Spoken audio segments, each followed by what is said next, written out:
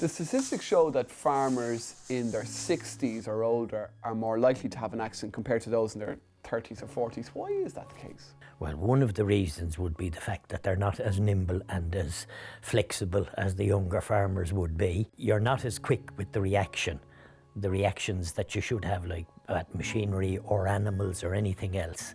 And the sooner that most people realise that and take the necessary precautions, the better. Because you are inclined to think that you're still 18. As I always say, like at 18, you can pass the cow out. At 40, you might keep up with her. But when you reach our age, the best thing to do is let her off and just walk after her. Tell me about the dangers of switching into autopilot, doing the same jobs you've done all your life.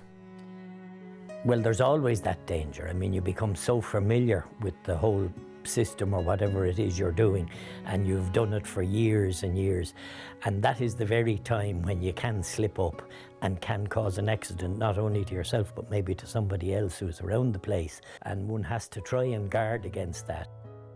That might be true, but is there anything we can do about these accidents, or are they just going to be an inevitable part of life?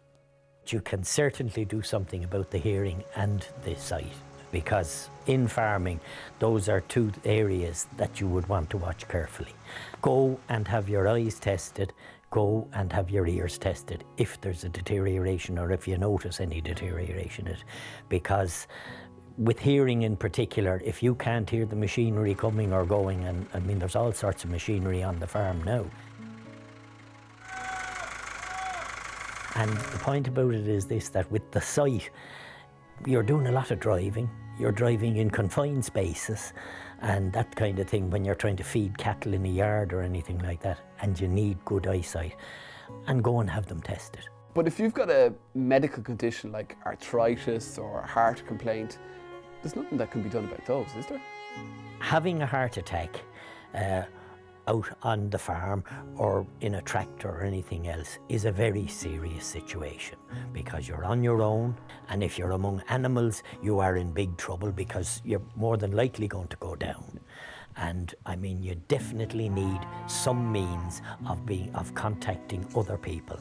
And if you have your mobile phone, at least you have a chance of being able to contact somebody either in the family or a neighbour or the emergency services, and you'll get the help that you need quickly and effectively. Tell me about the impact of medication.